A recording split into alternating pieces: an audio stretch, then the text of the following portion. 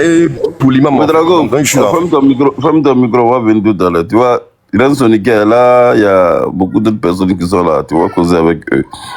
Moi, pour montrer que... Attends, sans te couper la parole, je suis monté pour une doléance par rapport à Baba, le débat qu'on a fait. Drago, Voilà, 2 minutes. pas de Ferme souci, ton micro d'abord, tu vas parler, il n'y a pas de souci. Il n'y a pas de souci.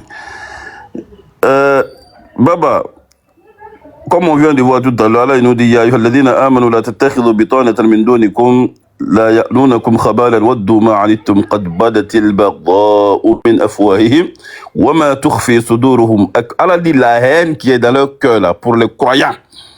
C'est trop. C'est-à-dire que ces mécréants là, la haine qui est dans leur cœur pour les croyants, c'est grâce aux réseaux sociaux. Même quand tu dis bonjour chez toi dans ta chambre là, moi ici dans ma chambre j'attends. Si tu viens dire devant moi, c'est que tu as respect pour moi. Moi, je vois combien de fois tu es un hypocrite. Je vois combien de fois tu es un hypocrite qui ne dit pas son nom.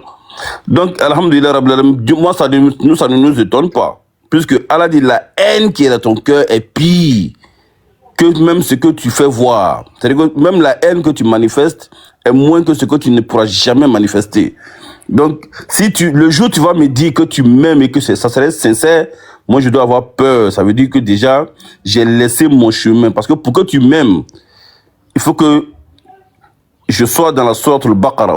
Je sors de la sourate al-Baqarah, la sourate 2, le verset 120. Baba, s'il te plaît, donne-nous le verset. De quelle sourate? La sourate al-Baqarah, le verset 120. Ok, sourate 2, verset 120. Ok, bon, on est là-bas comme ça. Je préfère ça. Ok, je lis. Les juifs et chrétiens ne seront satisfaits de toi que lorsque tu adopteras leur religion. Dis, la voix d'Allah avec laquelle il m'a suscité est la seule vraie voie. Par Allah, si tu suis les passions après la science que tu as reçue, la révélation, tu n'auras contre Allah ni protecteur, ni défenseur. Fin de citation. Prépare-nous la sourate 9, verset 8. Ici, pour que toi et tes alcoolites puissent m'aimer réellement là, il faut que je sois de votre bord, sinon c'est pas possible. Un juif, un chrétien et un kémite, islam, quelqu'un qui combat ta foi ne peut t'aimer que quand tu laisses ta foi. Alors, ça veut dire que réellement les coranistes ont laissé la foi. Si vous arrivez à les aimer un peu, ça veut dire qu'il y a problème. Le coraniste même doit se poser la question, est-ce qu'il est réellement coraniste? Parce que il faut aller à l'encontre du Coran. Par exemple, légaliser l'alcool, par exemple, ce qui veut dire que tu n'es plus dans le Coran. Croire à une partie du Coran et ne pas croire à une autre partie du Coran veut dire que tu ne crois même pas au Coran. Parce qu'on dit chez nous, Fangele Doni, Fangele Boli et Bolide. Avoir une partie au dehors et une partie dedans, c'est être au dehors. Voilà, le Coran dit que ça c'est haram, toi tu dis c'est légal. Le Coran dit que de suivre le prophète, toi tu dis que tu t'en fous de lui. Alors le mécréant même sait que toi tu es son frère. Voilà. Donc c'est normal que le mécréant t'aime parce qu'il sait que toi-même tu es un mécréant. Parce qu'Allah dit que celui qui croit une partie du livre et ne croit pas une partie du livre, Allah dit que l'humiliation appartiendra à la personne dans ce monde. Amadou, fais-moi s'il vous plaît. Le frère Amadou. Donc, Baba, bismillah avec le dernier verset. Le dernier verset, je lis. Comment aurait-il impact alors que s'il vous domine, il ne respecte pas à votre égard ni lien de parenté, ni engagement. Il cherche à vous satisfaire par des propos que leur cœur refuse. Et la plupart d'entre eux transgressent leur engagement. Ici, Allah nous dit que le vrai mécréant, c'est quelqu'un qui cherche à satisfaire les gens avec des propos, alors que lui-même, au fond de son cœur, là, Wallah billah tallah, la moindre occasion, il va t'éliminer. Donc, tenir des propos enjolivés, des propos non, on sait déjà, on est déjà au courant. Allah dit, قد نبأنا الله من أخباركم. Baba, faut lui donner ce verset là. C'est quoi? Quelle est la référence? Je te Alors, donne, Baba. enfin, est-ce que je peux vous poser une question, si c'est possible, hein, imam? Oui, non, moi je préfère que tu poses question aux autres là. Prends-nous la sourate 9, le verset 94. Tu pourras nous édifier quoi en fait? Voilà. Oui, il n'y a pas de souci. Prends-nous la sourate 9, le verset 94. D'accord. J'ai besoin seulement d'une petite phrase dedans. Je lis. Vas-y. Ils vous présenteront des excuses lorsque vous serez de retour. Dis-leur, ne vous excusez pas. Nous ne vous croirons pas.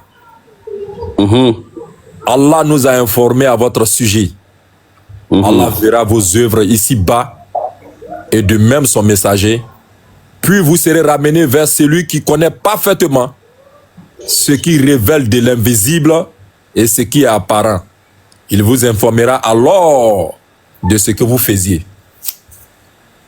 Alors donc ici Allah nous dit يعتذرون إليكم إذا رجعتم إليهم قل لا تعتذروا لن نؤمن لكم قد نبأنا الله من أخباركم. Nous ne croyons point à tout ce que tu dis parce que Dieu nous a déjà dévoilé ton vrai visage. C'est ce qu'Allah dit. قد نبأنا الله من أخباركم. Dieu nous a déjà informé de votre vrai visage à travers beaucoup de panels, à travers beaucoup de messages écrits, à travers beaucoup de choses que nous avons vues.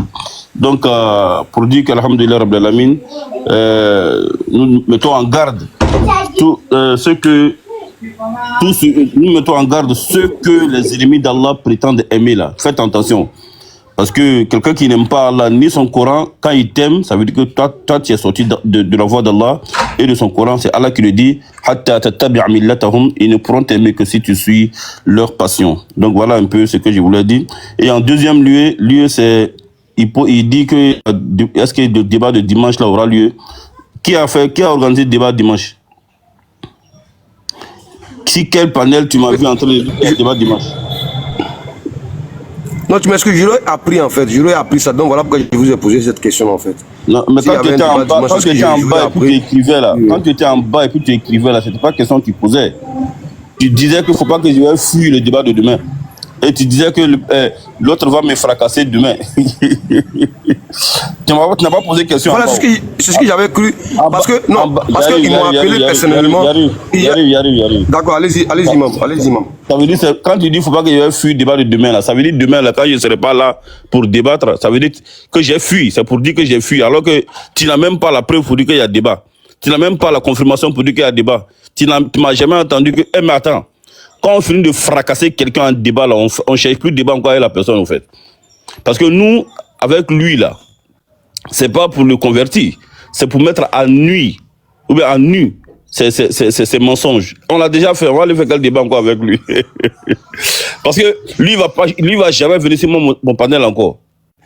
Voilà, parce qu'il a vu dans quel ennui il s'est mis.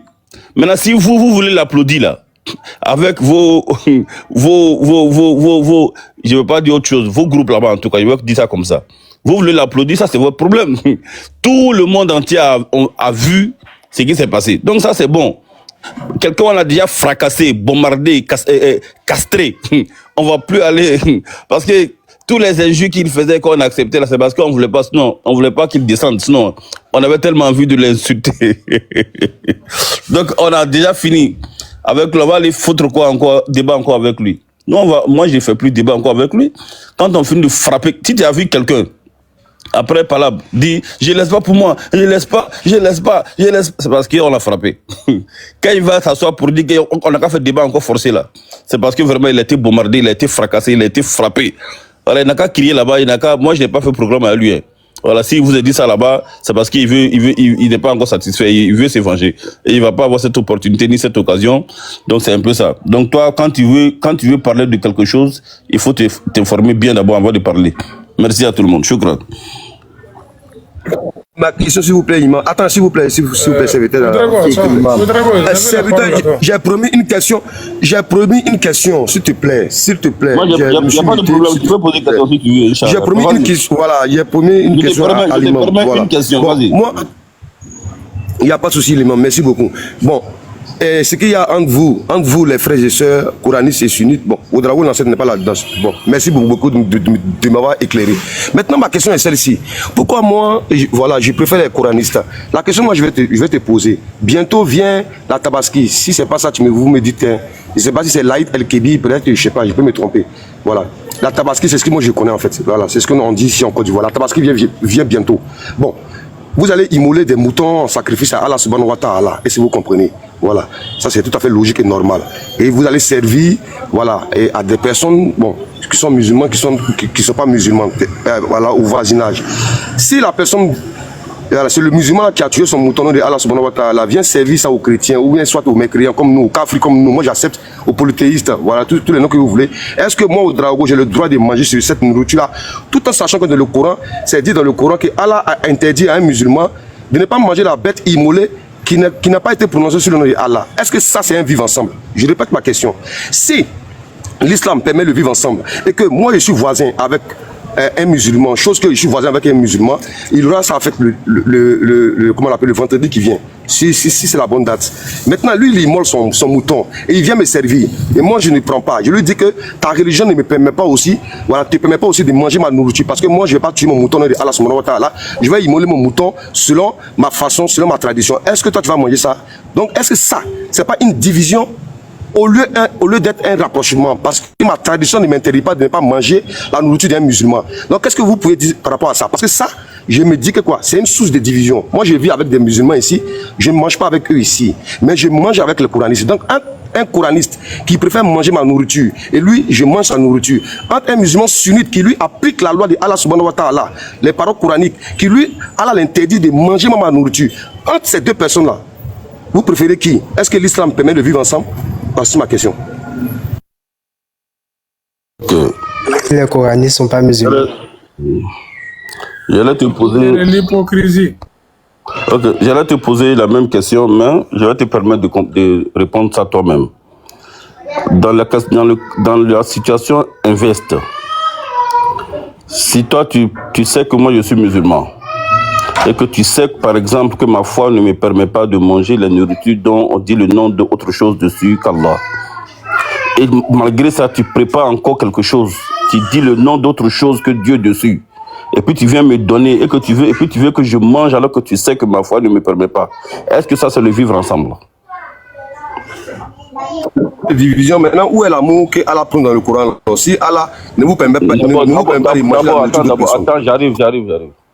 Avant là, quand nos parents vivaient très bien ensemble, sachant que le musulman, c'est sa foi qui est là, même quand il veut tuer chez eux, il disait aux musulmans, viens immoler, parce qu'eux, ils n'ont pas de problème. Mais comme c'est le musulman que sa foi demande ça, pour le vivre ensemble, parce que toi, tu n'es pas dans l'intention de vivre ensemble, au fait, parce que toi, ta logique là, s'il ne veut pas, ils n'ont qu'à le laisser. Non mais, ne me prêtez pas des intentions, moi je vis ensemble avec... Allez-y. Je dis ça parce que j'ai écouté beaucoup de tes panels, beaucoup de tes choses. Je dis ça en connaissance de cause. Parce que celui qui veut le vivre ensemble, ses propos, sa manière, sa démarche, sa méthode de parler, on connaît. Bien, mais on ne parle pas de ça. Je veux dire que si toi, tu veux vraiment le vivre ensemble, toi aussi tu vas dire, il n'y a pas de problème. Ah les gars, comme c'est sa foi, on va respecter sa foi. On va le permettre, lui-même il n'a qu'à venir tuer ça. Comme nous, on n'a pas de problème avec lui aussi, son bismillah rahman. Tu n'as pas de problème avec son bismillah. C'est ton voisin. Donc pourquoi tu ne l'appelles pas, il n'a qu'à venir immoler, et puis vous allez vous asseoir et puis manger ensemble. Ça aussi, c'est le vivre ensemble. Lui, c'est sa foi qui lui dit ça. Toi, ta foi ne t'empêche pas de faire ça. Donc il n'y a pas de souci à la base. Mais le vivre ensemble, en réalité, c'est pas que je viens manger forcément ce que tu veux que je mange forcé. C'est pas ça le vivre ensemble. Le vivre ensemble, c'est que je te laisse manger ce que tu veux et tu me laisses manger ce que je veux. C'est ça le vivre ensemble. Le vivre ensemble, c'est que je te laisse croire en ce que tu veux et tu me laisses croire en ce que je veux. C'est ça le vivre ensemble. Le vivre ensemble, c'est pas que tu m'obliges de manger placalé alors que j'ai pas envie de manger ça. Le vivre ensemble, c'est pas que tu m'obliges de manger à Kassa alors que j'ai pas envie de manger ça.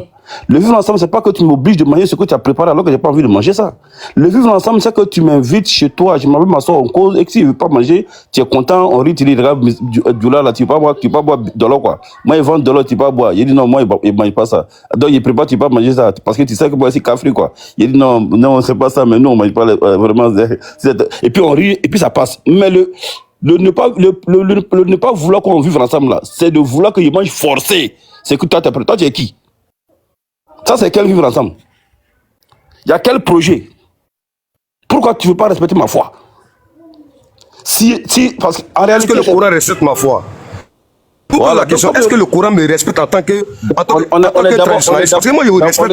Moi, ma tradition respecte votre foi. Donne-moi un verset coranique qui, moi, me permet de pouvoir vivre dans un pays régi par la charia. Donne-moi un verset coranique. Je te mets au défi l'imam. Avec tout le respect que moi, je te dois. Je te mets au défi devant les 200 personnes là. Donne-moi un verset coranique qui me permet, moi, de pratiquer ma foi dans un pays régi par la charia.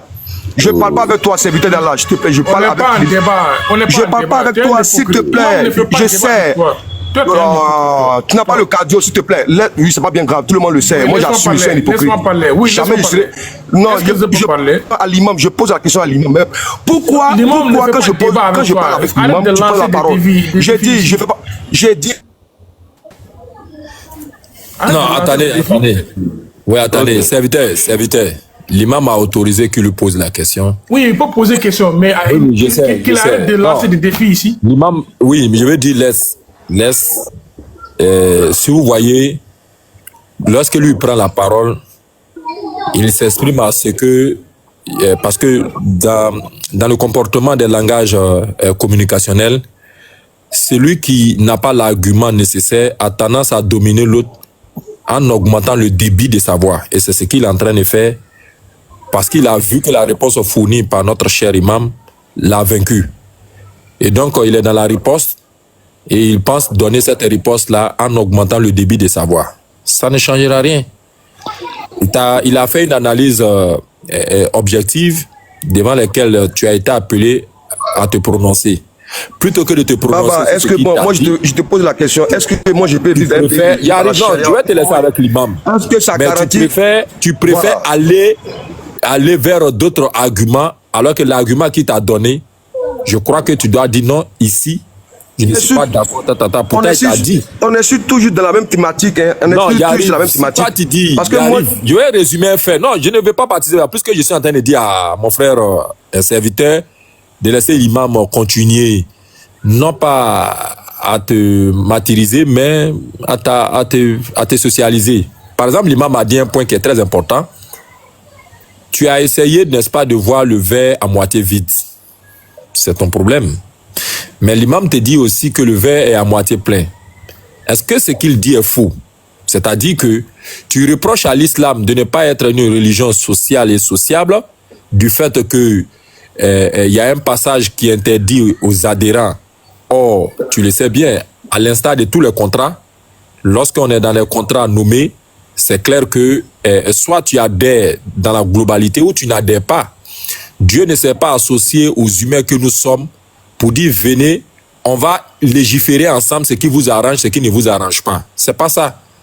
Donc, dans les 23 contrats qu'on nous a enseignés au total, nous voyons ce type de contrats-là qu'on appelle les contrats d'adhésion.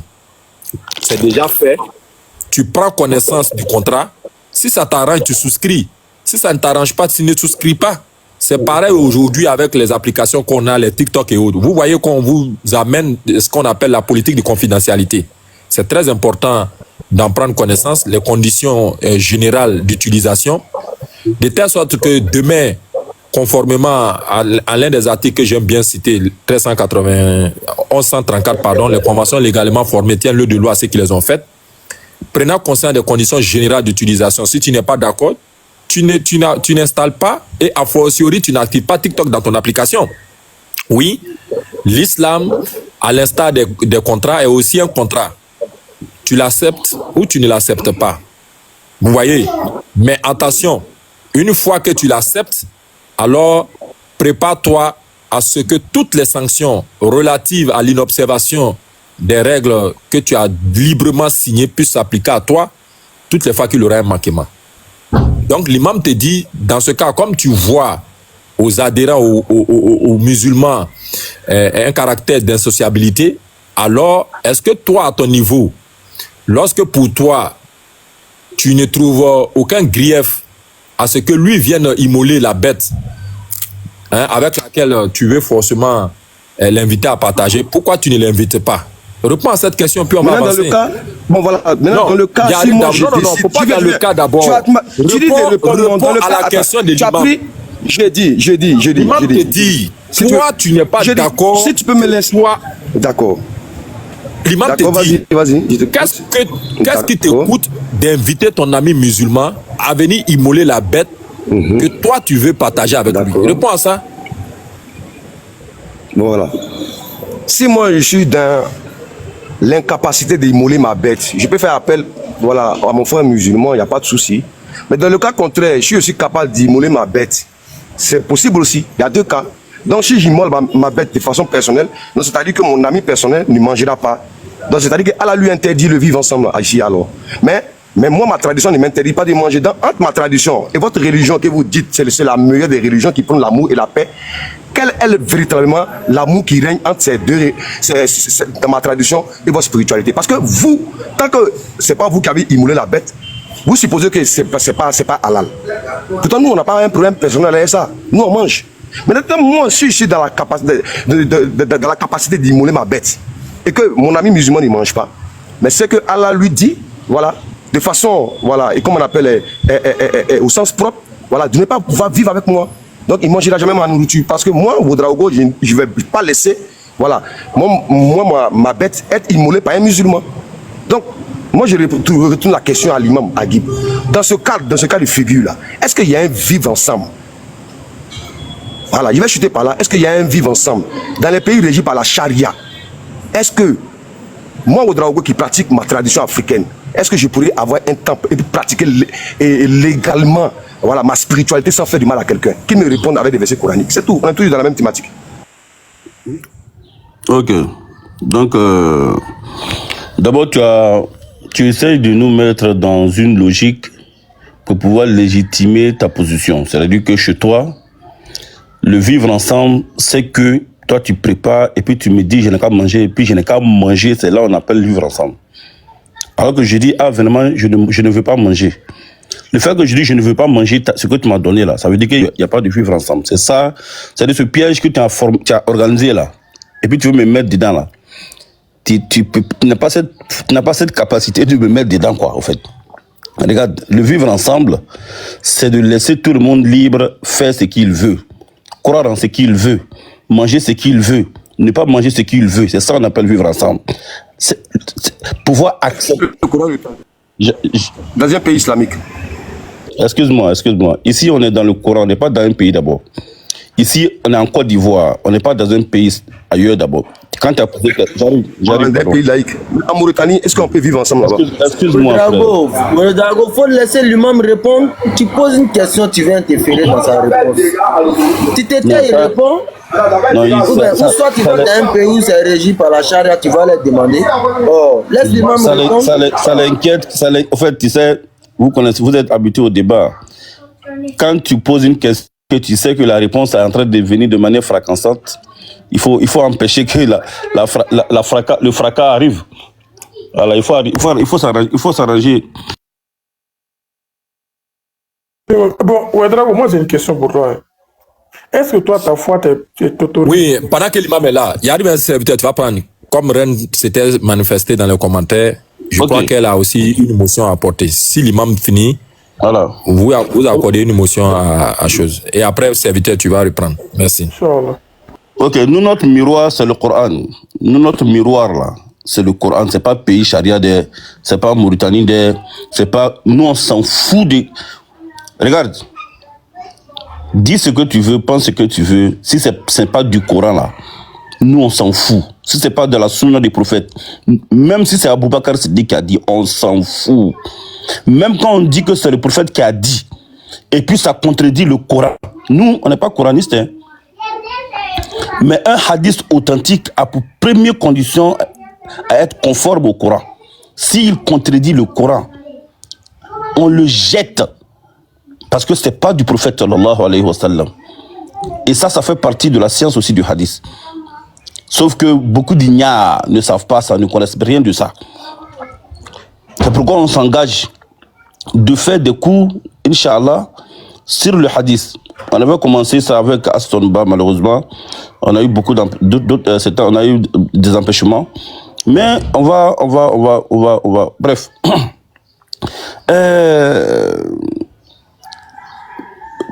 Comment on appelle ça? Baba, donne-nous Suratul Nas, comment on appelle, Kafirun.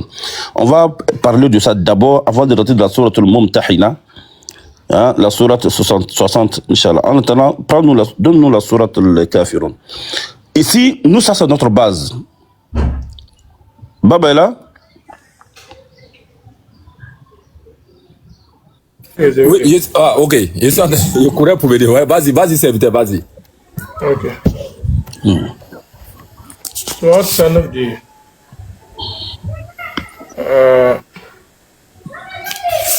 Bismillahirrahmanirrahim. قل يا أيها الكافرون لا أعبد ما تعبدون ولا أنتم عابدون ما أعبد ولا أنا عابد ما عبدتم ولا أنتم عابدون ما أعبد لكم دينكم ولي دين. La traduction dit ô les mécréants, je n'adore pas ce que vous adorez et vous n'êtes pas adorateurs de ce que j'adore. Je ne suis pas adorateur de ce que vous adorez et vous n'êtes pas adorateurs de ce que j'adore. À vous votre religion, à moi ma religion. Sadaqallahu al-Azim. Alors, Et abrogé. d'abord, tu vas venir nous donner le verset coranique qui dit que Allah il a abrogé ça. Regarde. Tu vas venir nous, parce que nous on sait que quand on dit abrogé et abrogeant là, c'est des efforts des savants. Certains disent ça c'est abrogé, d'autres savants disent c'est pas abrogé, d'autres savants disent il y a même pas abrogé et abrogeant même dans le Coran. C'est-à-dire que d'autres savants même disent que le fait de dire abrogé et abrogeant là, que ça n'existe même pas dans le Coran. Oui. D'autres savants disent que oui, ce verset est abrogé, d'autres disent c'est pas abrogé. D'autres disent ça c'est abrogé, d'autres disent c'est pas abrogé. Toi, tu vas venir nous donner preuve pour dire que les savants qui... Le nom de quel savant qui dit c'est pas abrogé? J'arrive. Moi, c'est moi qui suis en train de te poser la question. C'est toi qui as parlé d'abrogé d'abord. Maintenant, c'est moi, je vais te dire maintenant, donne-moi le nom des savants qui disent que ça là, c'est abrogé là. Et puis leur preuve pour dire qu'en réalité, c'est abrogé. Quand un savant parle chez nous en islam, c'est pas son nom qui fait l'argument, qui fait la preuve. C'est les textes qu'il utilise pour soutenir ces propos-là. Quand on prend ça comme argument, les textes qu'il utilise. Donc, amène-nous d'abord le nom du savant qui dit c'est abrogé, et puis ses preuves, ses arguments qu'il a donnés qui prouvent que ce verset-là est abrogé. Et puis maintenant, on va pouvoir rentrer dans le sujet avec toi. Parce que c'est facile de venir dire que c'est abrogé. Tout le monde peut dire même Al-Fatiha est abrogé. Bref, prends-nous la sourate 60. Prends-nous la sourate 60, le verset 8. Attends, je vais montrer la preuve d'abord avant de prendre la sourate 60. Parce que apparemment, tu n'as pas encore répondu à ma question. Donc, on voit ici devant tout le monde ici que l'imam est dans la capacité de répondre à ma petite question là. Est-ce que dans un pays régi par la charia, est-ce que un traditionnaliste, un kémite peut vivre? Ouedraogo. Maintenant, je vais t'apporter la preuve tout à l'heure. Voici la preuve ici. Je ne sais pas si on m'entend, j'ai reçu un appel ici. Voilà pourquoi je n'ai pas communiqué. Ouedraogo, ferme ton micro. Voici la preuve, Ouedraogo, il faut te calmer. Non, voici la preuve. Prends ton calmant et puis tu écoutes. On est ensemble, on est là-haut. Il ne faut pas te presser. Le premier sujet, la première question que tu as posée là, on va rester dans ça jusqu'à ce qu'on va finir avec ça. La première question, c'est quoi? Est-ce que, y arrive, calme-toi, Ouedraogo. Ta première question, c'est que, est-ce que quand Allah il dit, lorsque Allah il empêche le voisin musulman de manger chez son voisin mécréant là, est-ce que c'est le vivre ensemble? On est dans ça d'abord. On est dans ça d'abord. On va traiter ça d'abord avant de partir, avant de s'éparpiller. Tu vas pas t'éparpiller avec moi. Tu peux pas t'éparpiller même avec moi. On va traiter ça d'abord avant d'aller ailleurs. Donc tu vas écouter. Est-ce qu'il y a le vivre ensemble? Tu as dit que tu me lances le défi que je n'ai qu'à donner un seul verset qui permet cela. On va finir avec ça d'abord. On va aller dans tes autres défis. Donc, Surah 60, le verset 8. Bismillah, serviteur d'Allah. Surah 60, le verset 8. 8 à 9. Ok. Sourate 60, verset 8.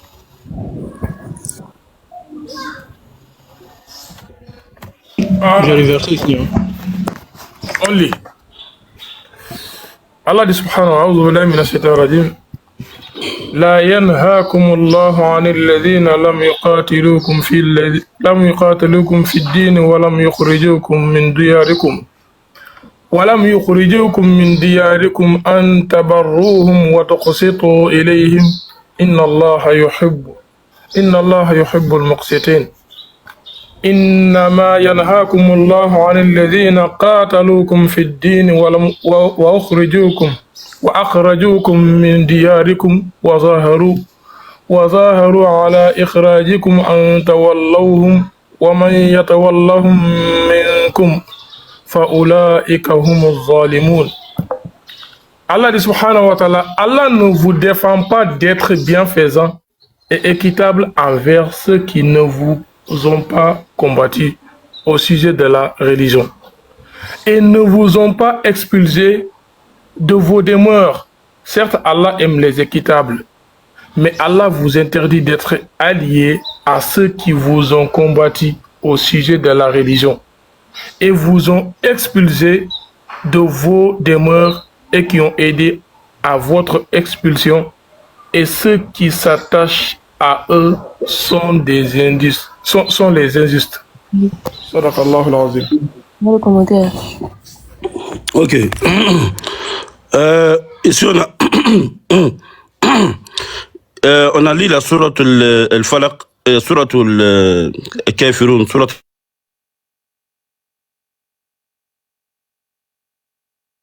est abrogée. Il a dit que la sourate est abrogée. Et comme je l'ai dit tout à l'heure, l'abrogé et l'abrogeant dans le Coran, c'est pas quelque chose, c'est des paroles des gens.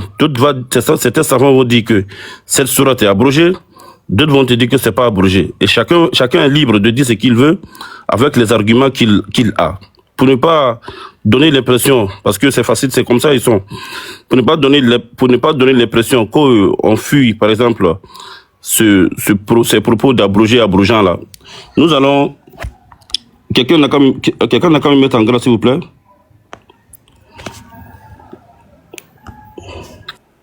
Merci beaucoup. Voilà, il faut lire ça. Lisez-moi ça, s'il vous plaît.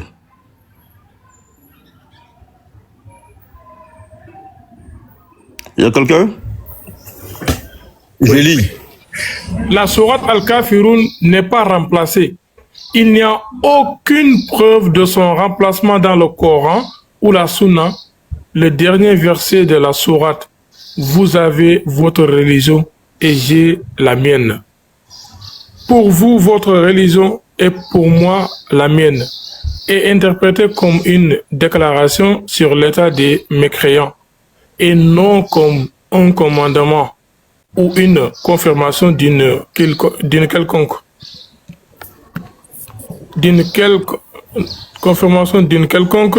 décision juridique pouvant être remplacée selon certaines sources islamiques.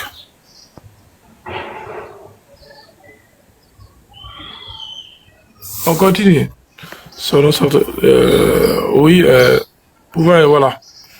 Merci. Explication. Complémentaire. Il n'y a aucune preuve de nasr, aucun autre verset du Coran. Nasr, ça veut dire abrogé. Nasr, ça veut dire abrogé. Oui, nasr, oui. Nasr, abrogé. Aucun autre verset du Coran ou de la Sunna n'a été prouvé comme remplaçant les versets ou les jugements de la sourate Al-Kafirun. Les versets ou les jugements de la sourate Al-Kafirun, selon certaines sources islamiques, interprétation du dernier verset. Le dernier verset, vous avez votre religion et j'ai la mienne, est interprété comme une déclaration selon laquelle les incroyants ont leur propre religion à laquelle Dieu leur a donné le droit d'adhérer et les croyants ont également leur propre religion et n'est pas destiné à être remplacé par un jugement selon certaines sources islamiques. Allahu Akbar. Ok, donc on a essayé de venir rapidement sur ces propos-là. D'abord pour dire, on ne nie pas, nous on ne dit pas qu'il n'y a pas des savants qui ont dit que c'est abrogé. Le problème, c'est où? Qui a dit que tel verset a abrogé ça? Qui dit ça? Si tu es un savant, tu dis que Dieu a dit que telle chose est abrogée, tu es libre de dire. Le problème, c'est de prouver. Le problème, c'est de prouver que c'est abrogé. Parce qu'aucun verset n'abroge. Il n'y a aucune preuve, ni dans le Coran, ni dans la Sunna qui dit que c'est abrogé. Maintenant, si toi, tu dis que c'est abrogé, toi, au Drago, le Kémit d'Abidjan, tu dis que c'est abrogé, il n'y a pas de problème. Donne-nous où. Il ne faut pas venir dire que tel savant a dit. On s'en fout des savants. Hein. Nous, chez nous, là, quand on dit on s'en fout des savants, nous, chez nous, on ne reconnaît pas la vérité parce qu'un savant a dit. On reconnaît la vérité parce qu'un savant a donné les preuves de ce qu'il dit. Je répète, on s'en fout d'un savant qui parle sans argument qui convaincant. Même si c'est un ignorant qui donne des preuves qui donne des propos avec preuves, on prend ça plus qu'un savant qui donne des propos sans preuve. Donc tel savant a dit, c'est pas de ça qu'on parle. Il a écrit et il a écrit, c'est tout. Dans le Coran et dans la Sunna, ça d'abord, dans le Coran et dans la Sunna authentique, c'est tout. Bref, nous avons vu tout à l'heure que Dieu nous dit qu'il ne nous empêche pas d'être bienveillants avec même des mécréants qui ne nous ont pas fait du tort, de vivre avec eux, d'être juste avec eux. Sauf que Dieu nous interdit de vivre, n'est-ce pas, de faire le bien, n'est-ce pas, de faire l'amitié avec ceux qui nous combattent dans notre religion. Un peu, c'est tout. Donc, tu es mon voisin, je fais du bien avec toi, je fais de la bonté avec toi, je fais de l'humanité avec toi, mais je garde ma foi et ma conviction, je respecte ta foi et tu as le devoir de respecter ma foi. Cela n'empêche rien. Vraiment, on peut faire l'amitié, la relation sur des principes. Alors donc, ces principes-là, tu te dois de respecter ça. Voilà, et je me dois de respecter tes principes. Voilà, moi je peux te poser la question, moi je peux te dire aussi, comment est-ce qu'on peut parler du vivre ensemble alors que tu es en train d'adorer des fétiches à côté de ma maison? Et c'est pas bien. Mais est-ce que ça c'est le vivre ensemble? Mais c'est facile, tout le monde peut dire ça. Sauf que quand on dit le vivre ensemble, c'est qu'il y a des modes de vie qui nous régissent. Je respecte ça, tu respectes ça aussi, et puis on vit ensemble, c'est tout. Voilà, je ne rentre pas dans ce que... je ne fais pas ce qui va te faire du mal, tu ne fais pas ce qui va me faire du mal. Mais tu respectes ce qui est ma croyance et je respecte ce qui est ta croyance. Maintenant, si c'est ma croyance là, maintenant qui te dérange là, ça c'est autre chose, ça c'est pas la quête du vivre ensemble. Donc maintenant, voilà un peu ce que je voulais dire. Merci beaucoup. Bon, vous voyez, l'imam a pris la parole, je ne l'ai pas coupé, voilà. C'est son appel, voilà, vraiment, vous m'excusez imam, hein, voilà, c'est-à-dire que faire de l'hypocrisie, il y a deux discours ici qu'on entend sur la toile, un discours complaisant, un islam assouplissant, un islam doux, et puis il y a ce qu'on entend, voilà, dans les mosquées, voilà, dans les madrasas, un islam, voilà, beaucoup plus rigoureux, qui applique les textes coraniques en lisant les tafsirs. Vous comprenez un peu? Parce que les versets qu'il a cités, si c'était vraiment réellement le cas, mais ça va se sentir à travers le comportement que les musulmans ont envers nous. Parce que d'abord, vous nous caricaturez comme les mécréants, vous nous dites que nous sommes des associateurs, parce que tout simplement nous refusons de croire à votre prophète et à votre Allah. Ça, c'est notre choix de le faire. Mais est-ce que votre Coran le permet? Ce choix que nous faisons de ne pas de décider de ne pas suivre le Coran. Le Coran ne vous permet pas.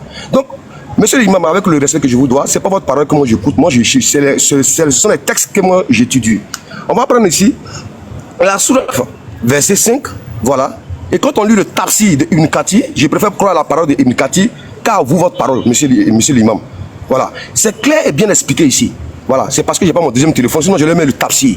Toutes les sourates que vous avez décrites ici, voilà, soit disant que ça permet de vivre ensemble, est abrogé. Si ce n'est pas abrogé, c'est que le Coran se contredit. À la sourate 2, verset 161, en lieu de combattre les mécréants, à la sourate 2, verset 212, à la sourate 19, verset 82, il y a tellement de sourates qui invectivent, qui bannissent, qui haïssent le mécréant. Parce que tout simplement, Allah a horreur des associateurs. Et puis même, il dit, le plus grand péché que lui ne peut pas pardonner, c'est le shirk, l'associationnisme. Mais nous avons décidé de ne pas le suivre. Mais est-ce que Allah l'accepte? Non. Mais le musulman lambda peut l'accepter, se vivre ensemble là. Mais quand il utilise ces textes coraniques avec des versets, avec le tafsir quand il est rigoureux, avec le firq quand il est rigoureux, ça, il change de direction. Et vous comprenez? Donc, moi, ma question que je pose, j'ai dit, dans un pays régi par la charia, parce que nous sommes ici en Côte d'Ivoire, un pays qui garantit la liberté d'expression, où chacun a le droit de pratiquer sa religion, mais on voit ici, voilà, tout le monde n'est pas dupe, on voit ici, dans les pays islamiques qui sont régis à moitié par la charia, est-ce que, répondez à ma question sincèrement, l'imam. Est-ce que moi, Ouedraogo, je peux ouvrir un temple, voilà, un temple, pratiquer ma foi au vu et au su de tout le monde? Est-ce que le Coran me le permet? Voici ma question que moi je pose. Si vous me le dites oui, vous m'apportez des preuves coraniques et puis moi je me mute, c'est tout. Je vous écoute. Ouais, comme, faut que je revienne sur la sourate que tu as dit qu'elle était abrogée. Merci. Voilà. Donne-nous ça, on n'a pas besoin de divaguer. Tout à l'heure, il parle, il sort pas de preuves. Maintenant, tu vas sortir tes preuves que la sourate... Merci. Il est en train de divaguer. Donne la sourate qui a abrogé. Voilà, la sourate qui a abrogé, c'est la sourate 9, verset 5. Non. Je ne peux pas ouvrir ma caméra. On parle de sourate Je ne peux pas ouvrir ma caméra ici. Sourate Al-Kafiroun, tu as dit qu'elle était abrogée. Sors la preuve. C'est ce que je vais te dire. Si quelqu'un... Mais la preuve est là, la sourate 9, verset 5. On lit le tafsir de Ibn Kathir. Mettez ici, tout le monde. Tu as dit que les versets de sourate Al-Kafiroun, ils étaient abrogés. Sors la preuve. Tu comprends le français ou pas? Mais c'est ce qu'il va te dire. Mais c'est la preuve que je te sors. Le tafsir, c'est pas une preuve. Est-ce que c'est toi qui expliques le verset?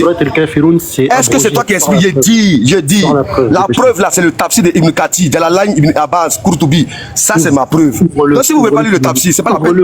Est-ce que je ne peux pas ouvrir? Il faut m'écouter, je ne peux pas ouvrir. Apparemment, tu ne comprends pas. Hein. Tu trembles encore. Mais tu es en train de trembler. Tu es en train de trembler. Joue ma caméra ici devant tout le monde. Regarde ici. J'ai un seul téléphone. Tu fais la victime ici. Ouvre ta. J'ai un seul téléphone. Ouvre tes preuves. On n'a pas besoin de. Je ne peux pas. Mais je t'ai donné une sourate, non? La moindre des choses là, quand tu parles du tafsir. est abrogé. Mais c'est ce que je viens de te dire. J'ai ouvert. C'est bon, j'ai un seul téléphone. T'as donné Ibn Kathir, non? T'as donné Ibn Kathir, non? C'est tout. Non, voilà, lisons le tafsir de Ibn Kathir, c'est tout. On va lire. Mettez devant tout le monde, c'est tout. J'ai fait ma caméra. Voilà. On va lire sourate.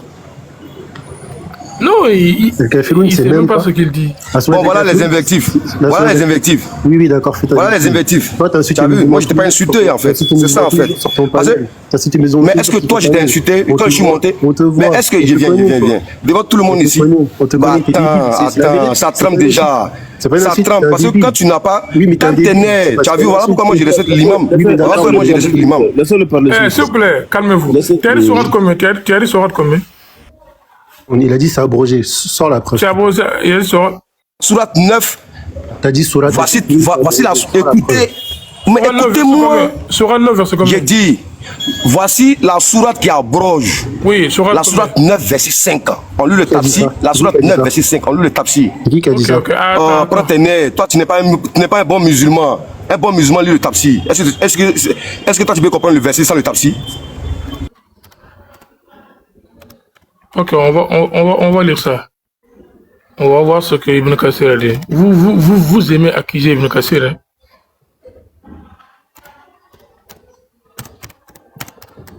Je préfère la parole d'Ibn Kathir qui explique mieux le verset que toi. Toi, tu n'es pas un savant. Vous falsifiez les paroles, arrêtez. Comme ça. Comment on falsifie les paroles? On va voir. Moi, s'il y avait mon deuxième téléphone, j'allais mettre Ibn Kathir ici. Ça a abrogé tous ces versets-là, ces versets complaisants là. On voit ici même en Arabie Saoudite ici, est-ce qu'on peut ouvrir un temple kémite là-bas? C'est pas possible. Oh, la réseau. Connexion. Oh, la connexion. Moi, j'ai les tafsirs ici. Attends. J'ai l'application. Je vais entrer dans l'application. D'accord, directement. C'est bon. Voilà. Dans le Coran, sourate 9. Elle est sourate 9, verset 5. Voilà.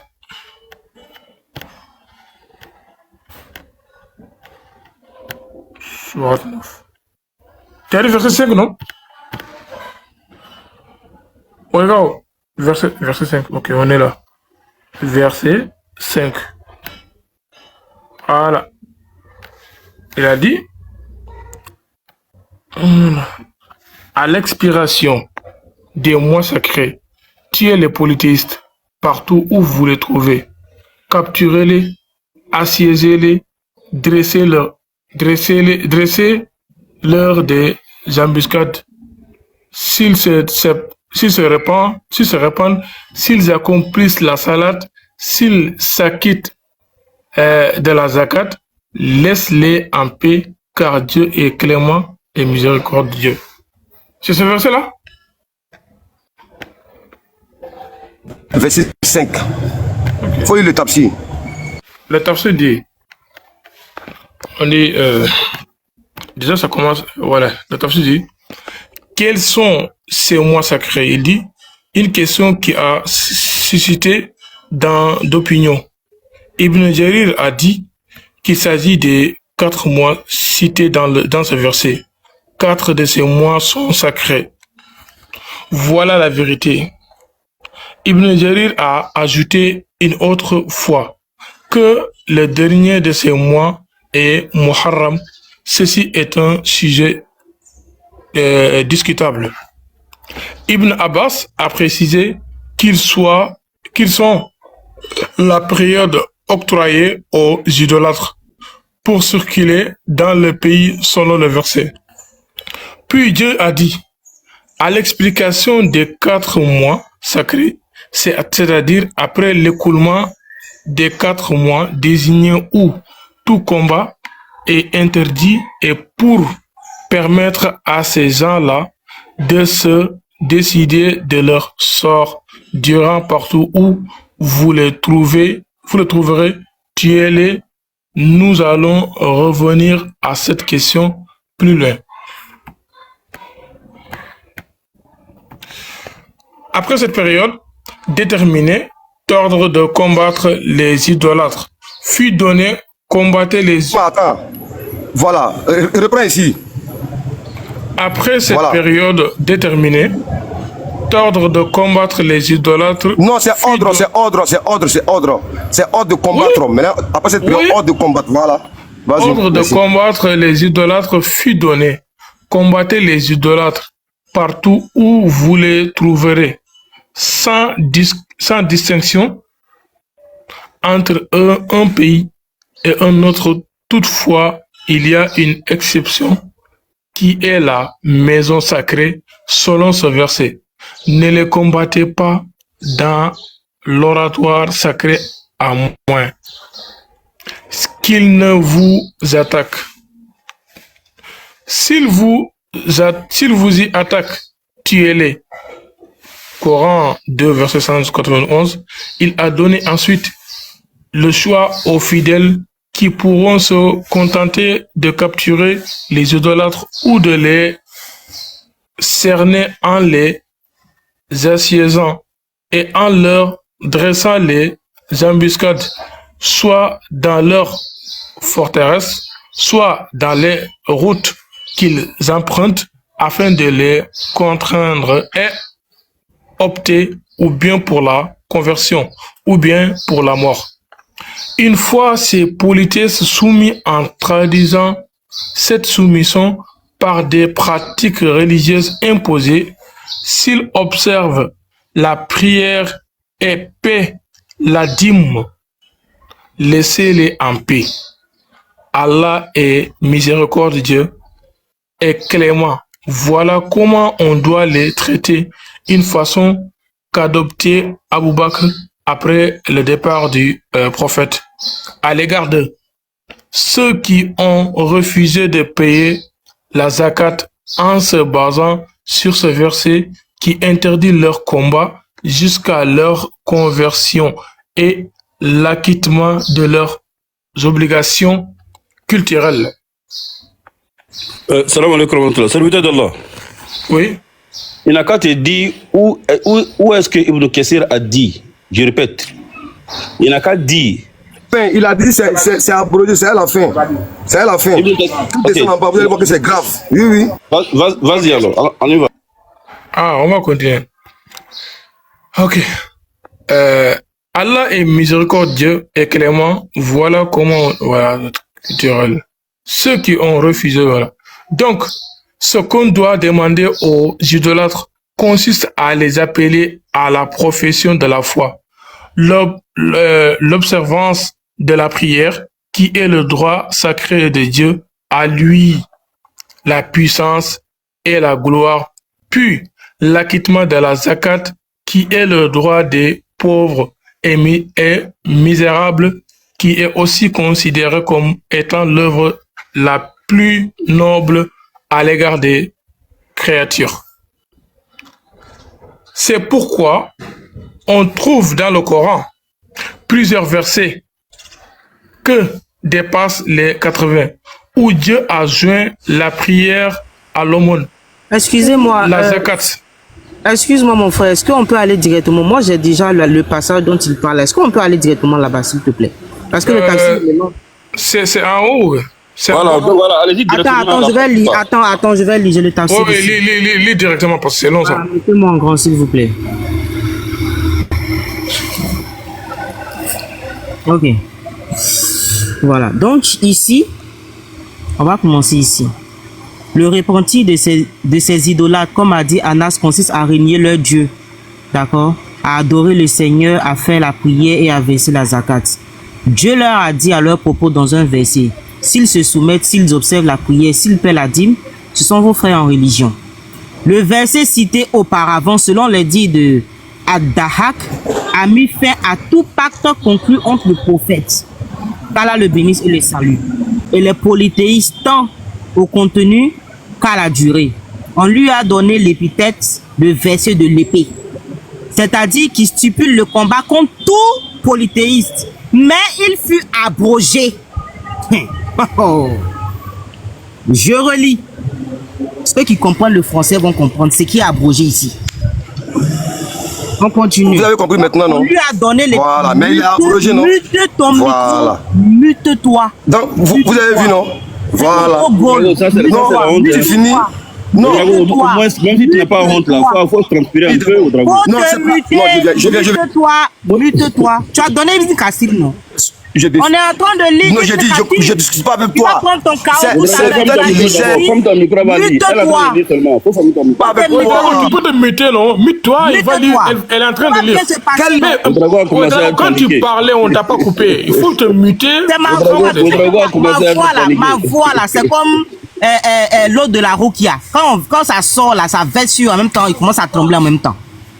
Tu as cité un passage, on entend de lire, tu es en train de te conjuguer. Faut attendre en lire. C'est tout, on veut qu'on suive avec elle. Je veux expliquer qu'elle lise devant tout le monde. C'est pas mauvais. Je dis qu'elle lise doucement. Qu'elle lise doucement. Qu'elle revienne sur le verset là. Moi j'ai apporté. Voilà. Écoutez, c'est un débat intellectuel. C'est un débat intellectuel, les gars. C'est un débat intellectuel. J'ai dit, qu'elle lise. C'est pas un débat. C'est pas un débat. Bon, j'ai dit, c'est pas. Attendez, s'il vous plaît. Mets-toi là-bas. On sera obligé de lancer. Où elle est? Attends un instant. Je la fais passer en haut. Voilà. Comment elle s'appelle? Reine. Nam. Tu as besoin de combien de temps? Non, je vais juste lire le passage. Moi, je lis seulement, je ne donne pas de trucs. Je les laisse dans le débat, mais quand ils vont finir, moi aussi, je vais parler. Donc, je suis pas... Voilà, je veux qu'elle lise doucement. C'est pas un temps de parole pour moi. Je veux pas qu'elle interprète, qu'elle lise. C'est pas un temps de parole pour moi. Donc, je fais que lire, parce que l'autre, le frère lisait tout à l'heure, ça allait être long. Donc, j'essaie de diminuer. Regardez, je récite, je répète. Et je rappelle ce qu'on est en train de chercher dans ce verset.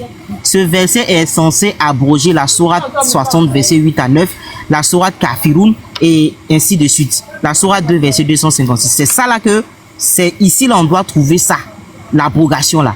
C'est ce que Ouedraogo, il a dit. On va vérifier. Le verset cité auparavant, selon les dits de Ad-Dahak, a mis fin à tout pacte conclu entre le prophète. On parle de ce verset. Qu'Allah le bénisse et le salue, et les polythéistes, tant au contenu qu'à la durée. On lui a donné l'épithète, le verset de l'épée. D'accord? Donc on parle du verset de l'épée. C'est-à-dire qu'il stipule le combat contre tout polythéiste. Ça fait deuxième élément. Mais il fut abrogé. Analyse de texte. Qu'est-ce qui est abrogé ici, s'il vous plaît? Mais il fut abrogé plus tard par ce verset. On va lire le verset. À la fin de la guerre, libérez-les ou échangez-les. Donc, on dit de les libérer et de les échanger. C'est ça qui va abroger le verset de l'épée ou bien c'est l'inverse? S'il vous plaît, répondez. Parce que moi, je veux savoir ce qu'on entend par abroger. Je vais relire ensemble et vous allez réécouter une dernière fois. Le verset cité auparavant, selon les dits de Ad-Dahak, a mis fin à tout pacte conclu entre le prophète, qu'Allah le bénisse et le salue, et les polythéistes tant au contenu qu'à la durée.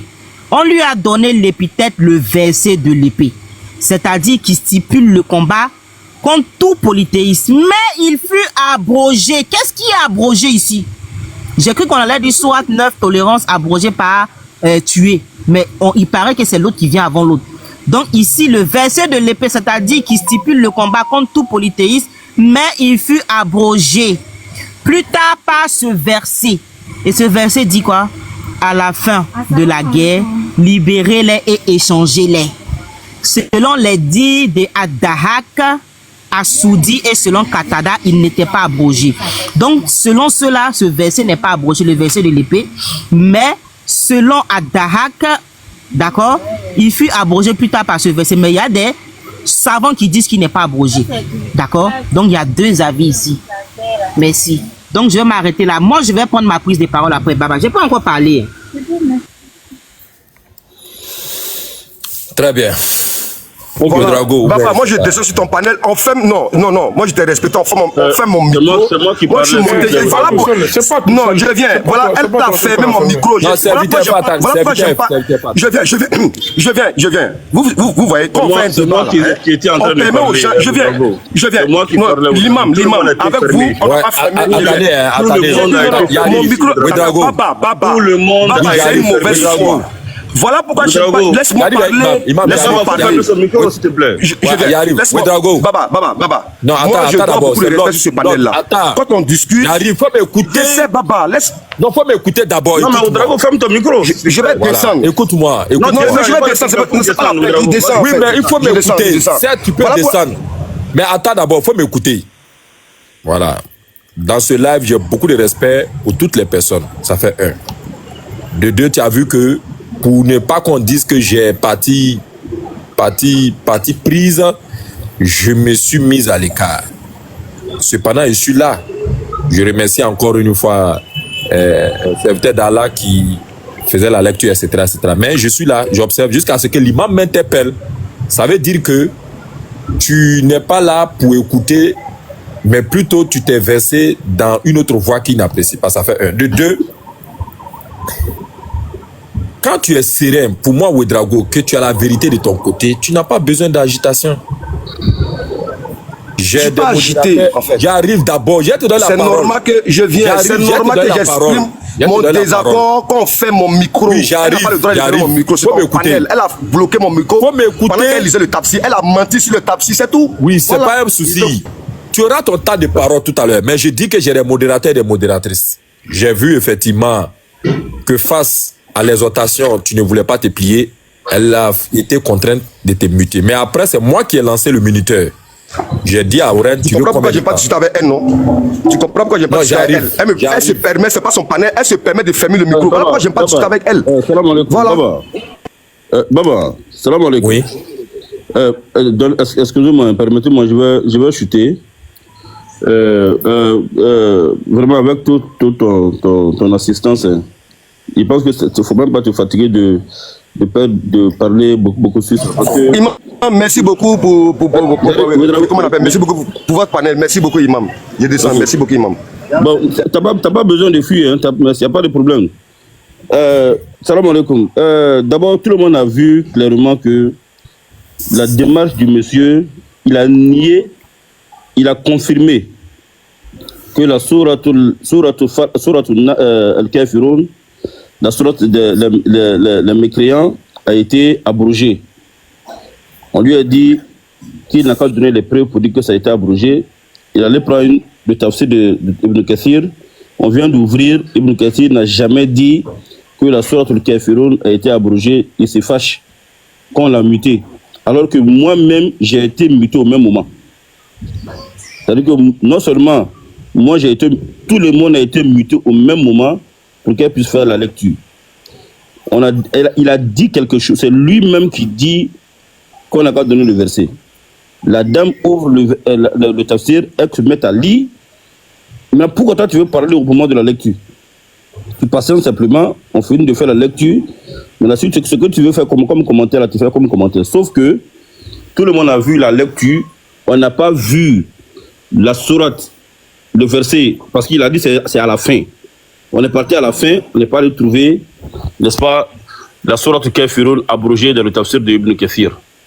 Maintenant, tu es offusqué, tu es frustré, tu te sens choqué que ton mensonge a été dévoilé. Donc ça c'est naturel. C'est de ton plein droit d'être, de sentir ton orgueil fouetté. Mais c'est pas de notre faute. Voilà. Et puis bon, il pense que la meilleure manière, la meilleure méthode, c'est de fuir. Parce que tu te trouves confronté à tes mensonges. Donc je pense que ça, on n'a même pas besoin de forcer la personne qui fuit la honte de rester. Parce que ça serait un peu injuste de vouloir l'humilier. Ça serait aussi injuste de vouloir le confronter à sa nudité. Donc je pense que c'est clair. Merci à Reine Soniké.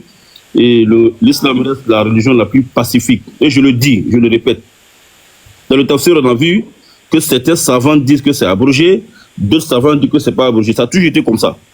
Quelqu'un va dire que c'est abrogé, l'autre va dire que c'est pas abrogé. Les savants là, leur parole là, c'est pas verset coranique, c'est pas hadith. Quand un savant parle là, sa parole là, c'est pas un verset coranique, c'est pas un hadith. Mais quand il parle, nous on écoute les arguments qu'il va avancer. Le verset est écrit dans le Coran. En tant qu'un savant, tu dis que c'est abrogé. C'est ton plein droit. On te demande la preuve. Sauf que, ce que lui dit que c'est abrogé même là, on n'a pas vu où c'est abrogé là. On n'a pas vu ça.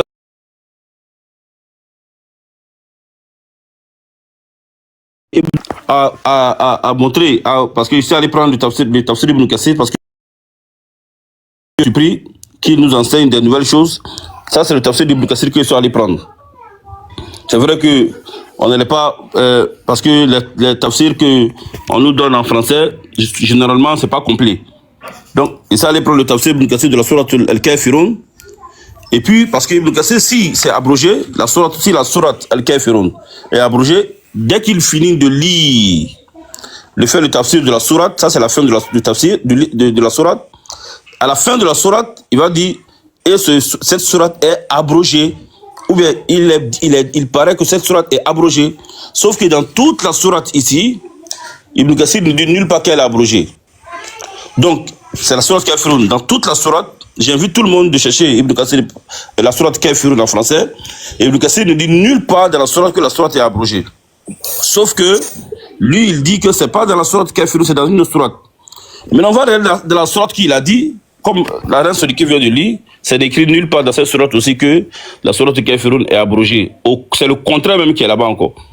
Donc, merci au frère qui est venu éclairer la lanterne des musulmans et de leur confirmer encore leur religion, leur foi, et de leur ajouter plus de foi sur leur foi. Donc, merci beaucoup. À chaque fois que vous allez vouloir combattre cette religion, elle sera encore plus stable et les gens seront encore plus stables, confiants de leur Seigneur. Shukran. Merci beaucoup.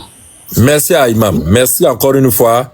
J'arrive à un serviteur. Sans transition, on va redonner la parole à Reine qui n'a fait que lire. Ce n'était pas son temps.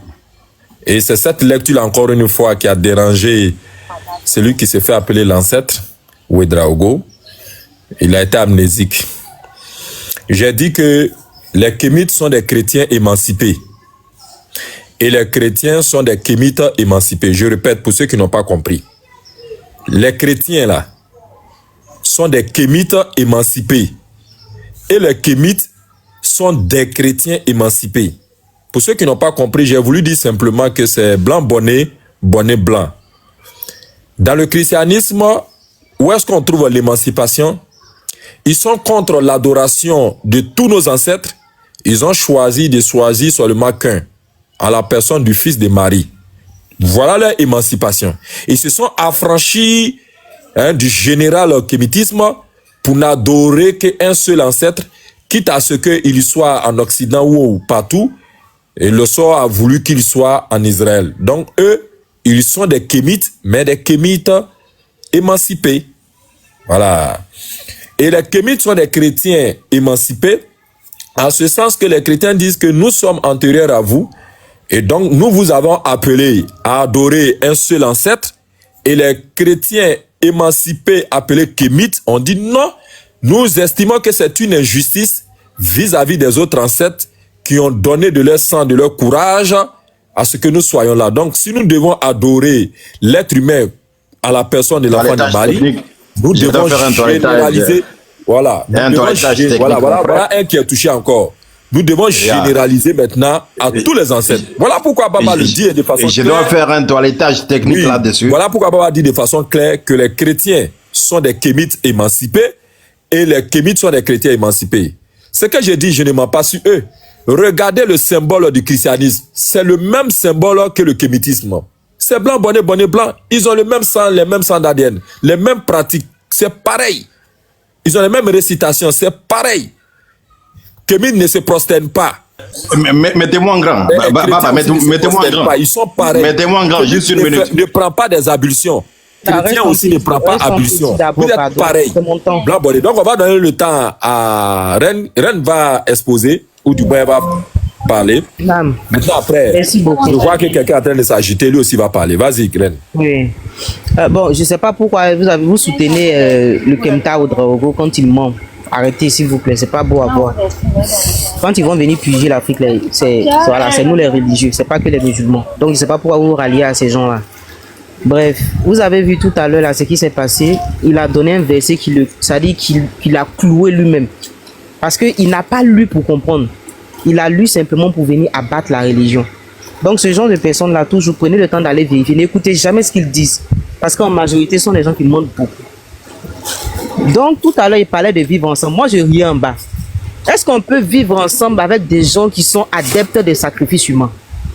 Est-ce qu'on peut vivre ensemble avec des gens qui, du jour au lendemain, peuvent enlever vos enfants pour aller donner à leur fétiche?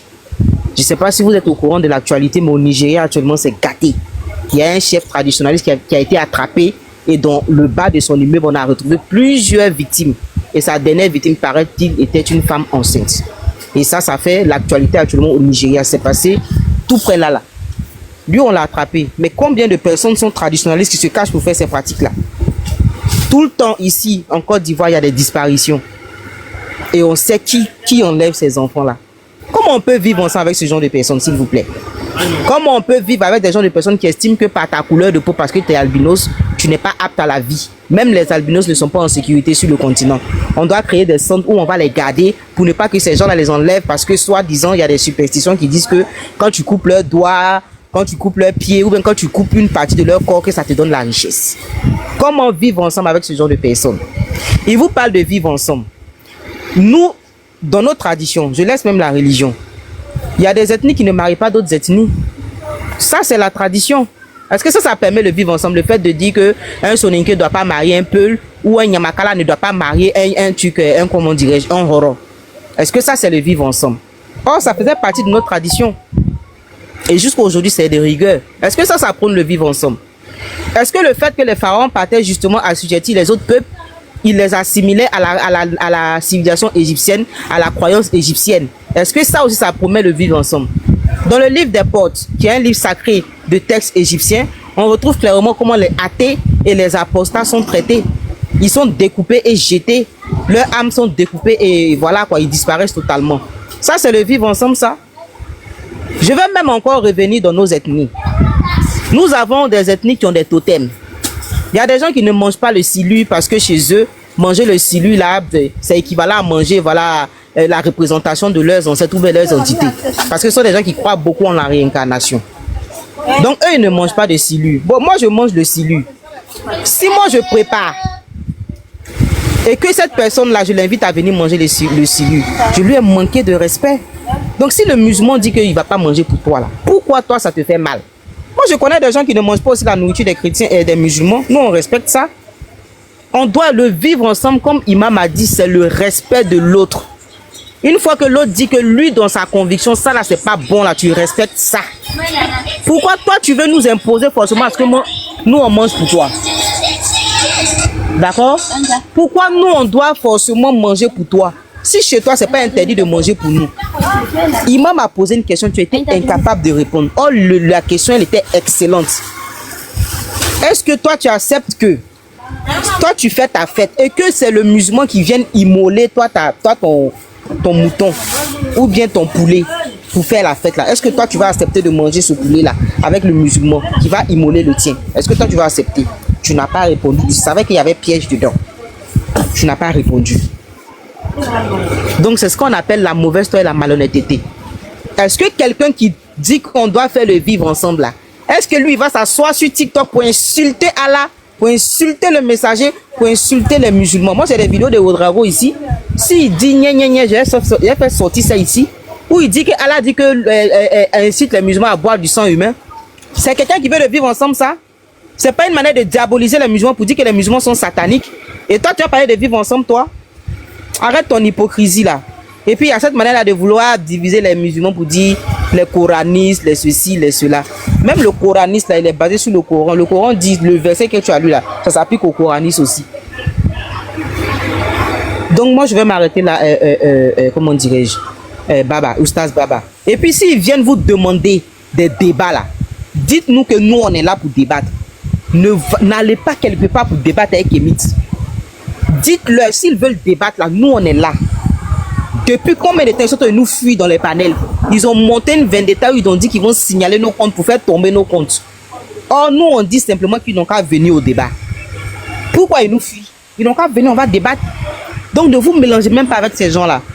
Quand ils veulent débattre là, dites, Reine vous attend au débat. Allez-y avec elle d'abord au live.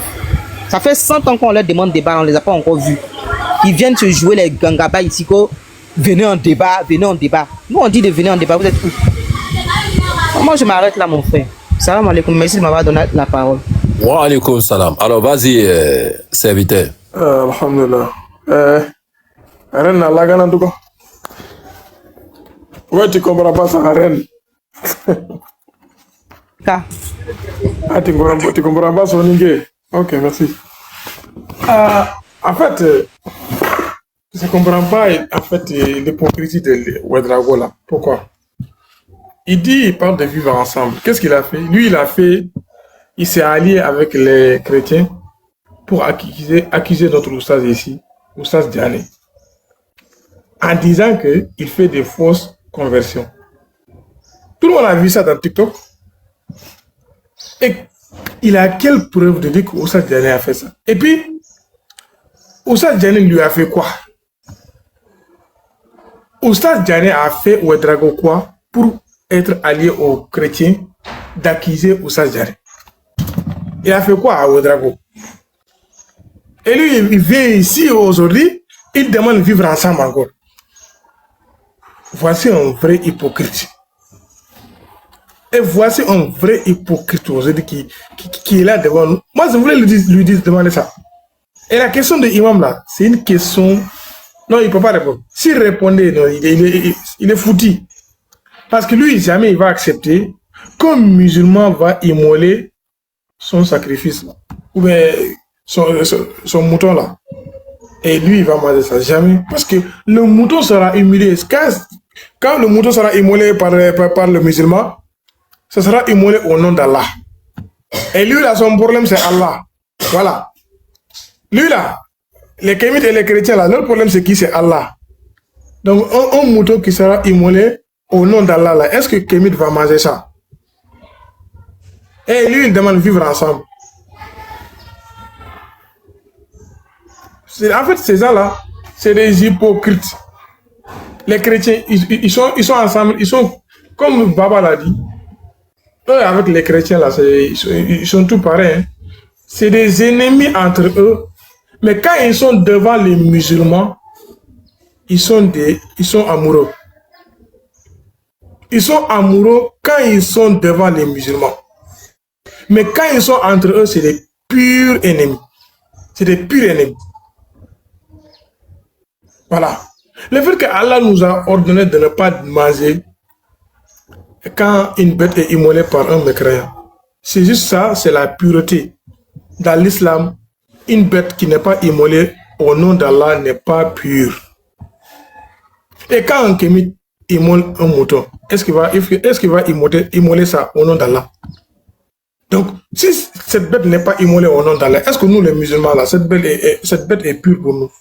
Donc, si nous masons ça, on a désobéi notre Seigneur. Nous avons désobéi notre Seigneur. Parce que toute bête qui n'est pas immolée au nom d'Allah n'est pas pure. Pour nous, les musulmans. Donc, nous avons masé quelque chose. Est-ce que nous allons manger quelque chose qui n'est pas pur? Non. Et pour lui-même, un bête qui est immolé au nom d'Allah n'est pas pur pour lui. Un kémite là, il ne va pas manger ça. Pourquoi? Parce que ce n'est pas pur pour lui. Parce que pour lui, l'islam là, ce n'est pas une religion pure pour lui. C'est pour cela que l'imam lui a posé cette question qu'il ne pouvait pas répondre. Le problème, c'est l'islam, c'est tout. Chrétien peut se allier avec kémite pour combattre l'islam. Il peut se allier avec bouddhiste pour combattre l'islam. Mais entre eux, c'est des ennemis. Donc, leur grand problème, c'est quoi? C'est l'islam. Voilà. Et vous allez vous fatiguer. Vous ne pouvez rien pour l'islam, c'est tout. Allah nous a garanti sur ça. Voilà.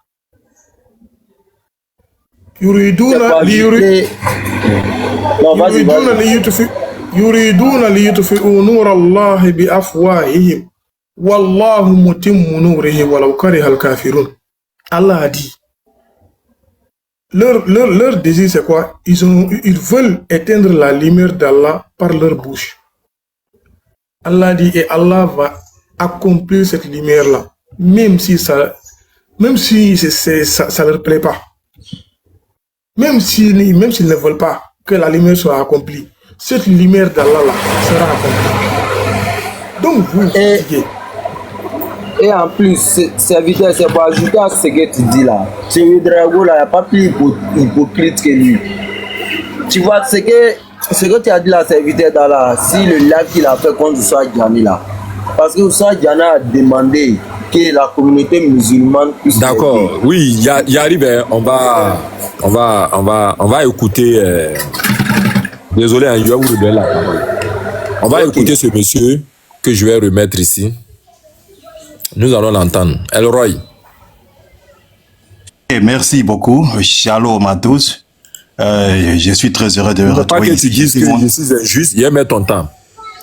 Voilà, pour que tu saches ton temps d'intervention. Vas-y, nous t'écoutons.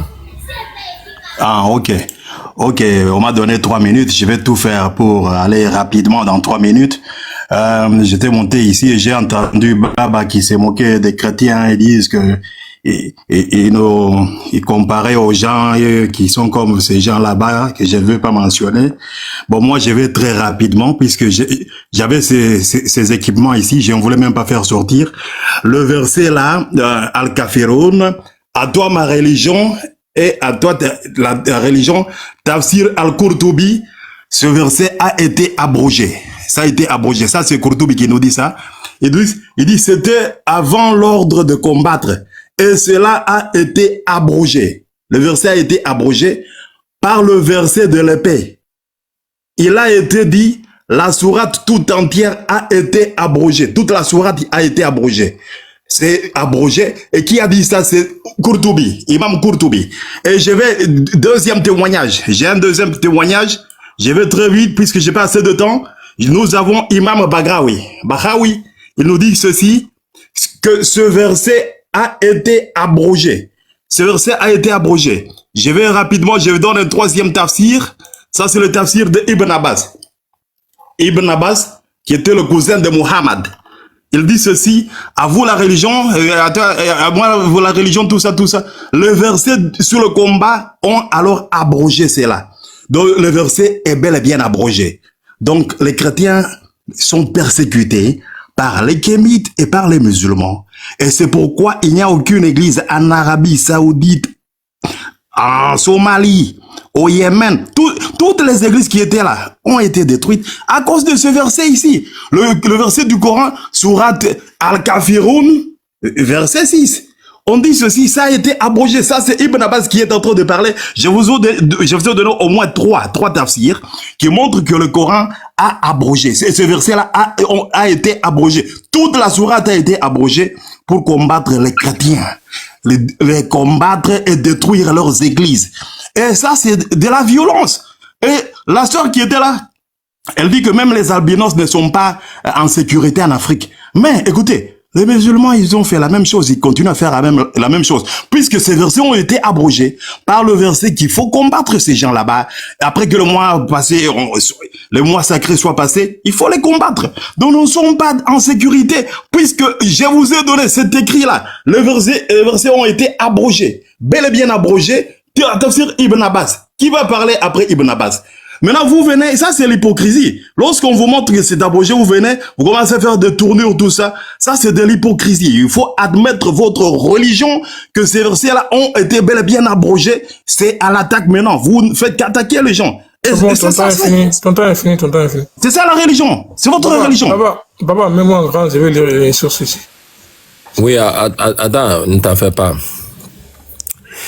Moi, j'ai une stratégie. Ma stratégie est claire. Encore une fois, Barakallahu Fika, notre très cher grand imam, imam Agib Touré, qui a pris de son temps.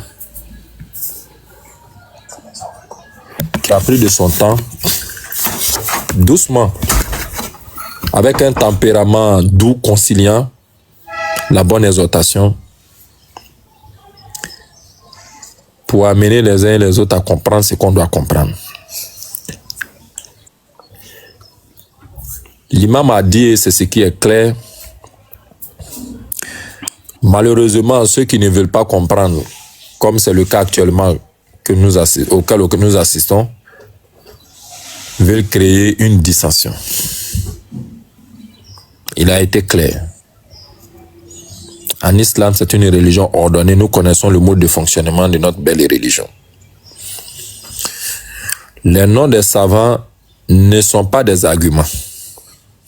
Encore une fois, les noms des savants ne sont pas des arguments. Cela dit, lorsque nos savants sont cités pour qui nous avons beaucoup de respect,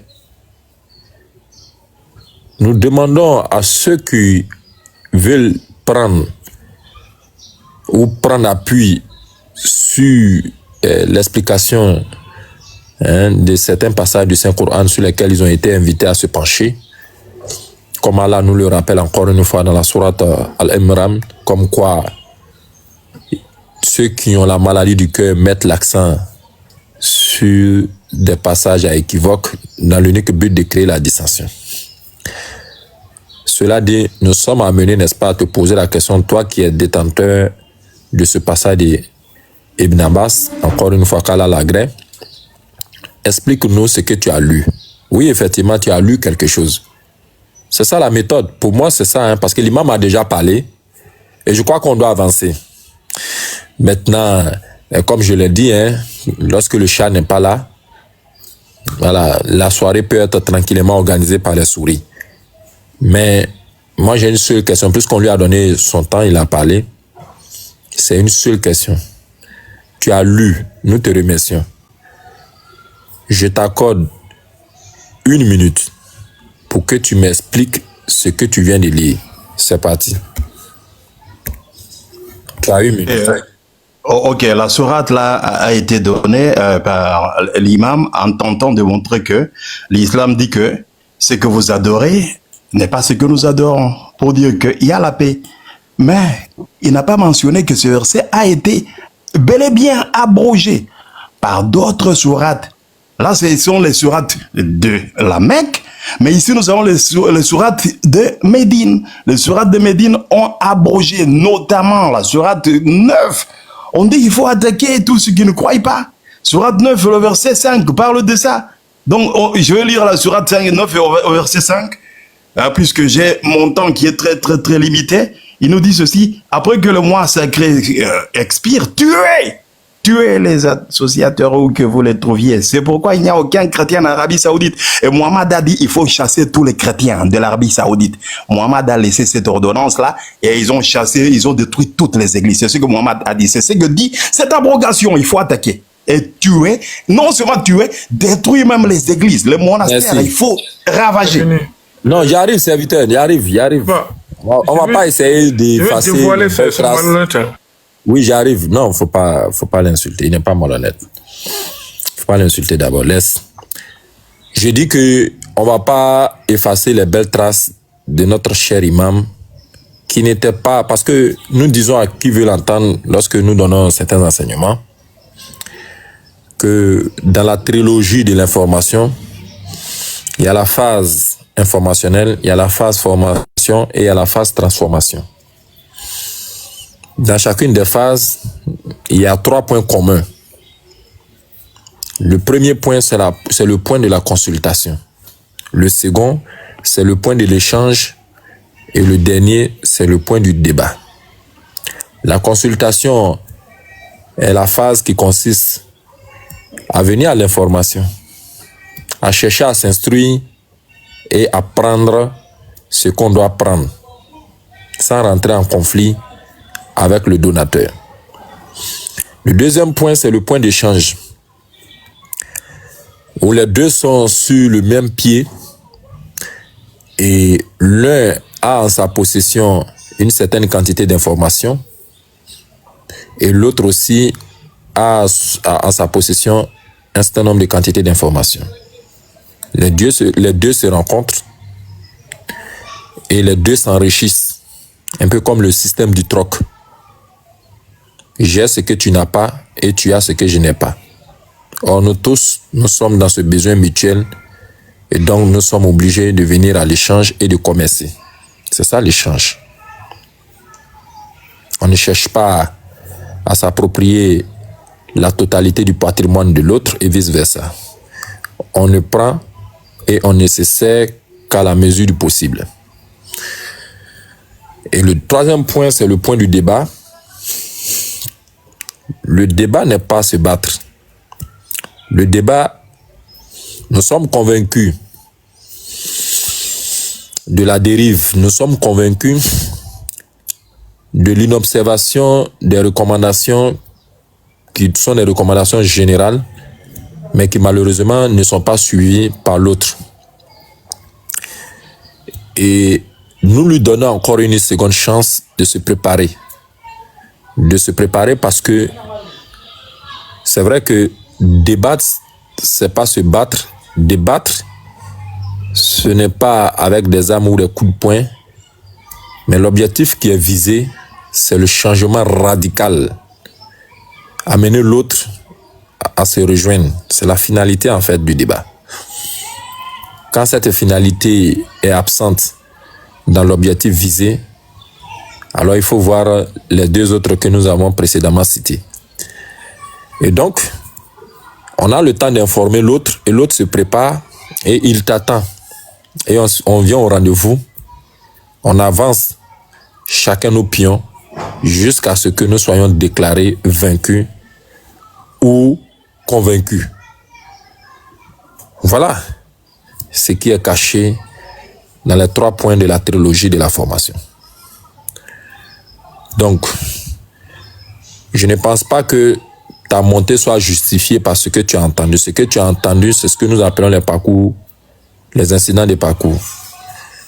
Hormis ça, quand on vient sur ce live, il y a le point que nous appelons le point d'Atlas. C'est écrit spécial Guillaume, entre parenthèses prophète. Vous êtes des chrétiens. Vous êtes des chrétiens, vous estimez être en possession de la qualité recherchée par le consommateur du salut. Et vous estimez que nous sommes détenteurs de la fausse qualité et que les produits qu'on a sont des produits qui ont pour vocation à intoxiquer le consommateur. Et donc, vous vous insurgez contre notre pratique et vous cherchez, si possible, à nous dénoncer afin que la police de la consommation puisse nous mettre hors d'état de nuit pour vous laisser librement vaquer à vos occupations. Je crois aussi que de notre position, la même intention nous habite, puisque nous avons effectivement constaté les pousses de nombreux ivraies. Alors donc, nous voulons à notre tour les arracher pour que les graines de maïs puissent normalement se développer.